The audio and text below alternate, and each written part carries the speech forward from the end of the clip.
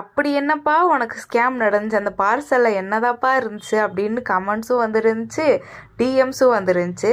So என்ன scam அப்படின்னு பார்த்தீங்கன்னா, அந்த வீடியோ பார்க்கலாம், அதுக்கு முன்னாடி போட்ட வீடியோ பார்த்துட்டு வந்து கூட இந்த வீடியோ பாருங்கள், அப்போ தான் உங்களுக்கு புரியும்.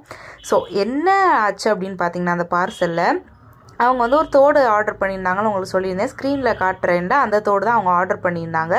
ஸோ அந்த தோடு வந்து அவங்களுக்கு ரீச் ஆனதுக்கப்புறம் அந்த பின்னாடி அந்த லீஃப் மாதிரி ஒன்று இருக்கும் ஒரு ஒயிட் கலரில், அந்த லீஃப் மட்டும் தனியாக அது எப்படி எடுத்தாங்கன்னு எனக்கு தெரில, அதை அப்படியே எடுத்து அதை வந்து எனக்கு நான் எப்படி எதில் பேக் பண்ணி கொடுத்தனோ அதிலே போட்டு எனக்கு ரிட்டர்ன் அனுப்பிச்சிட்டாங்க.